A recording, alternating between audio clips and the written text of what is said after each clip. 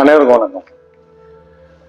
நம்ம பதிவுல ஒரு முக்கியமான பதிவு பத்தி பார்க்க போறோம். இந்த கால சர்ப்ப தோஷம் 12 இடங்கள் இருப்பதால், ராகு கேதுகள் இருப்பதால் என்னென்ன விதமான சர்ப்பங்கள் ரிலேட்டட் தோஷம் வருது, அதற்கான தளங்களை நான் சொல்வதாக சொல்லியிருந்தேன். அந்த வீடியோ லிங்க் நான் டிஸ்கிரிப்ஷன்ல கொடுக்குறேன். இந்த வீடியோவை போய் பாருங்க. இந்த புரியலன்னா இந்த வீடியோவை பாருங்க, கண்டிப்பா பாருங்க. ராகு கேது 12 இடத்துல எந்தெந்த இடத்துல இருந்தா எந்தெந்த நாகங்களால் தோஷம் வருகிறது என்றும் அந்த வீடியோல அதை பத்தி நான் எக்ஸ்பிளைன் பண்ணியிருந்தேன். அதனால நடக்கக்கூடிய தீமையான விளைவுகளை பற்றியும் நான் சொல்லியிருந்தேன். இது இப்ப எந்தெந்த விதமான தோஷங்களுக்கு என்னென்ன ஆலயங்கள் வழிபட வேண்டும் என்ற ஒரு விஷயத்தையும் இந்த பதிவுல பார்த்துடலாம். இது இன்டர்நெட்ல முதல் முறையா இந்த கால சர்ப்ப தோஷம் 12 விதமான கால சர்ப்ப தோஷங்களுக்கான ஆலயங்கள் முதன்முறையாக இந்த பதிவு வெளியிடப்படுகிறது இன்டர்நெட்ல. இது வரைக்கும் தமிழ்நாட்டுல யாருமே சொன்னது கிடையாது. ஸோ ஃபர்ஸ்ட் அனந்த கால சர்ப்ப தோஷம், அதாவது ஃபர்ஸ்ட் ஹவுஸ்ல ராகும் 8வது வீட்டுல கேதுவும் இருக்கிறதுனால இது திருநாகேஸ்வரம் நாகநாத சுவாமி கோவில், திருநாகேஸ்வர ஸ்தலம், ராகுவுக்கு உரிய ஸ்தலம் எல்லாருக்குமே தெரியும். ஸோ அங்கு வழிபாடு செய்வதனால் இந்த அனந்த கால சர்ப்ப தோஷங்கள் நிவர்த்தியாகும். அங்க இருக்கிற பரிகார முறைகள் செய்ய முடியவில்லைனாலும் இங்க போயிட்டு ஜஸ்ட் அங்க இருக்கிற சிவனுக்கு ஒரு அர்ச்சனை, இந்த சர்ப தேவதைகள் அங்க இருந்ததுன்னா ஒரு அர்ச்சனை, இந்த 2 அர்ச்சனை செய்து தீபங்கள் ஏற்றி அந்த கோயிலில் மினிமம் 2 மணி நேரமாவது இருக்கணும். 1 to 2 மணி நேரம் இருக்கணும். ஒரு நாழிகையில ஒரு 4 நாழிகையாவது இருக்கணும். அந்த தோஷங்கள் நிவர்த்தி ஆகிறதுக்கு கொஞ்சம் இங்க ஸ்பெண்ட் பண்ணணும், அந்த திருத்தலத்துல ஸ்பெண்ட் பண்ணணும். ஸோ தோஷ பரிகாரமா போறீங்கன்னா ஒன்ஸ் அந்த கோயிலுக்கு போயிட்டு ரிட்டர்ன் வேற எங்கேயும் போகக்கூடாது. இது ராகு கேதுகளுக்கான தோஷம். ஸோ இது இல்லாம ஜென்ரலா சில நாகதோஷ பரிகாரங்கள் அங்க போனாலும் இந்த தோஷம் நிவர்த்தி ஆகும். அதையும் நான் சொல்லிடுறேன். 2வது குளிக கால சர்ப்ப தோஷம். இது பாவனி அப்படின்னு சொல்லக்கூடிய நம்ம மன்னார்குடிக்கு அருகில இருக்கக்கூடிய ஒரு பாமணி என்ற ஒரு ஸ்தலத்துல இருக்கிற நாகநாத சுவாமி கோயில், அந்த கோயில் சென்று வழிபாடு செய்வதனால் இந்த சர்ப்பதோஷமானது நிவர்த்தி ஆகிறது. அடுத்தது வாசுகி கால சர்ப்பதோஷம். இது திருமலை என்று சொல்லக்கூடிய டிஸ்ட்ரிக்ட் வாசுகி வழிபட்ட ஸ்தலங்கள் பல ஸ்தலங்கள் இருக்கின்றன. உதாரணமாக நம்ம திருச்செந்தூர் சுப்பிரமணிய சாமி கோயிலில் வாசுகி வழிபட்டு சென்றதாக வரலாறு இருக்கிறது. இதேபோல வாசுகி வழிபட்ட ஸ்தலங்கள் எது வேணாலும் இருக்கலாம். நான் எடுத்தது திருமலை என்கிற ஒரு கோயில், குக்கே சுப்பிரமணியா வாசுகி நாகம் இருக்கும் இடம், குக்கே சுப்பிரமணியா வாசுகி வழிபட்ட இடம். அதே போல வாசுகி வழிபாட்டுக்காக பல ஸ்தலங்கள் உள்ளன. ஒரு ஸ்தலம்னு சொல்ல முடியாது, நிறைய ஸ்தலங்கள் உள்ளன. அடுத்தது சங்க கால அதாவது ராகு நாளில் இருக்கிறதுனால கீழவெள்ளூர், நாகப்பட்டினம் டிஸ்ட்ரிக்ட்ல கீழவெள்ளூர் கோயிலில் சென்று வழிபாடு செய்வதால் இந்த சங்கபால கால சர்ப்ப தோஷம் ராகு நாளில் இருக்கிறதுனால வருது. அடுத்தது பத்ம கால சர்ப்ப தோஷம் என்று சொல்லக்கூடிய ராகு 5வது வீட்டுல இருக்கிறதுனால வரக்கூடிய தோஷமானது திருப்பாம்புரம் கோயிலில் சென்று வழிபாடு செய்ய இந்த தோஷமானது நிவர்த்தி ஆகிறது. திருப்பாம்புரம் கோயிலை பத்தி சொல்லணும்னா திருப்பாம்புரத்தில் அஷ்டநாகர்களும் வழிபட்ட ஸ்தலமாக கருதப்படுகிறது.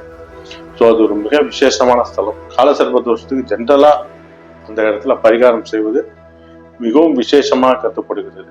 ஓகே, திருப்பாம்புரம் சொல்ல வேண்டாம் மகிமை உள்ளது. அதை பத்தி நான் தனியா ஒரு பதிவு போடுறேன். அடுத்தது மகாபத்மம் அப்படின்னு சொல்லக்கூடிய 6ஆம் வீட்டில் ராகு இருப்பதால் வரக்கூடிய தோஷம் தேப்பெருமநல்லூர் சிவன் கோவில். தேப்பெருமநல்லூர் இந்த கோயிலுக்கு மறுபிறவி இல்லாதவர்கள் தான் சென்று வழிபட முடியும் என்ற ஒரு தல வரலாறு உண்டு. ஸோ தேப்பெருமாள் சிவன் கோயில் சென்று வழிபாடு செய்வதனால் இந்த தோஷமான நிவர்த்தி ஆகிறது. அடுத்தது தக்ஷக கால சர்ப்ப தோஷம் என்று சொல்லக்கூடியது 7ஆம் இடத்தில் ராகு இருப்பதனால் வருகிறது. இங்கு சீர்காழி சென்று சட்டநாதர் வழிபாடு இந்த தோஷத்திற்கு மருந்தாக அமைகிறது. கார்கோடக நாகதோஷம் என்று சொல்லக்கூடிய ராகு 8ஆம் வீட்டிலும் கேது 2ஆம் வீட்டிலும் இருப்பதனால் வருது. கார்கோடகநல்லூர் என்று சொல்லக்கூடிய ஸ்தலத்தில் இந்த ஸ்தலத்திற்கான நாகதோஷ நிவர்த்தி உள்ளது. அனைவரும் சென்று பயனடையுமாறு கேட்டுக்கொள்கிறேன். அங்க சங்கச்சூட என்று சொல்லக்கூடிய 9வது வீட்டில் ராகு இருப்பதனால் வரக்கூடிய தோஷம் ஸ்ரீவாஞ்சியன் என்று சொல்லக்கூடிய ஸ்தலத்தில் நிவர்த்தி ஆகிறது. இந்த ஸ்தலத்தில் வந்து ராகு வந்து கேது 2 பேரும் ஒரே உடம்பில் இருப்பார்கள். அது ஒரு மிக விசேஷமான அமைப்பு. இது மாதிரி பார்க்கிறது வந்து ரொம்ப கஷ்டமான ஒரு விஷயமாகும். ஸோ இந்த தலத்தில் சென்று வழிபடுவதால், ஸ்ரீவாஞ்சியம் சென்று வழிபடுவதால் இந்த தோஷமானது நிவர்த்தி ஆகிறது. அடுத்ததாக காட்டக காலதுருப தோஷம் என்று சொல்லக்கூடியது 10வது வீட்டில் ராகு இருப்பதனால் வரக்கூடிய ஒரு தோஷம். இது திருவாரூர் சென்று வழிபாடு செய்வதனால் இந்த தோஷமானது, திருவாரூர் திருவொற்றியூர் 2மே இந்த தோஷத்துக்கான ஒரு பரிகார ஸ்தலங்களாக கருதப்படுகிறது. அடுத்தது விஷதீர காலசர்ப தோஷம் என்று சொல்லக்கூடியது நாகப்பட்டினம் கோயிலில் சென்று வழிபாடு செய்வதனால் இந்த நாகை திருக்காரணம் என்று சொல்லக்கூடிய நாகை திருக்காரணம் என்று சொல்லக்கூடிய ஸ்தலத்தில் வழிபாடு செய்வதனால் இந்த தோஷமானது நீக்கப்படுகிறது. அடுத்தது 12வது கடைசி தோஷம் சேஷநாக தோஷம் என்று சொல்லக்கூடியது ஸ்ரீகாளஹஸ்தி. இந்த சேஷநாகம் என்று சொல்லக்கூடியது ஆதிசேஷனை குறிக்கக்கூடியது. சிதம்பரத்திலும் இதற்கான சேஷபுரீஸ்வரர் என்று சொல்லக்கூடிய சிதம்பரத்திலும் இதற்கான தோஷத்திற்கான நீக்கம் செய்ய வழி உண்டு. ஆதிசேஷன் பெருமாளோட பல ஸ்தலத்துல பெருமாளோட ஆதிசேஷன் பள்ளி கொண்டிருப்பார். அந்த மாதிரி ஸ்தலங்களிலும் நாம் சென்று இந்த சேஷநாக தோஷத்திற்கான பரிகாரத்தை தேடிக்கொள்ளலாம். ஸோ இது வந்து இதே மாதிரி ஜென்ரலா சில ஸ்தலங்கள் வந்து இந்த காலசர்ப தோஷங்களுக்கு சொல்லப்பட்ட ஸ்தலங்கள், முக்கியமான ஸ்தலங்களை பத்தி நான் சொல்றேன். இது இந்த லிஸ்ட்ல முதல்ல வரக்கூடிய ஒரு ஸ்தலமானது திரியம்பகேஸ்வர். 2வது அவுண்டா நாகநாத் டெம்பிள். அவுண்டா நாகநாத்னு சொல்லக்கூடிய ஜோதிர்லிங்கங்களில் நாகேஸ்வர் என்று சொல்லக்கூடிய ஜோதிர்லிங்கமானது மிகவும் இந்த சர்பதோஷங்களுக்கான ஒரு விளக்காக கருதப்படுகிறது. 3வது குக்கே சுப்பிரமணியா என்று 4வது கோகர்ணம். 5வது அங்கேயும் சர்ப பலி பூஜை செய்யறாங்க. 5வது ராமேஸ்வரம். இந்த மாதிரி ஸ்தலங்கள்லயும் சர்ப வழிபாடு செய்யறாங்க. சர்ப வழிபாடு நிவர்த்தி ஆகிறது. அதே மாதிரி பஞ்சநாக ஸ்தலங்கள் அப்படின்னு சொல்லிட்டு ஒரு சீரீஸ் இருக்கு. அதை நான் வந்து நான் இந்த பதிவை பத்தி நான் கூடிய விரைவில் ஒரு தனி வீடியோ போடுறேன். ஸோ இந்த பதிவு வந்து முதல்ல இன்டர்நெட்ல இந்த 12 கோயில்கள் வந்து சொல்லப்பட்டிருக்கிறது. ஸோ நீங்க வந்து உங்களுக்கு தெரியாதவங்களுக்கு இந்த பதிவை ஷேர் பண்ணுங்க.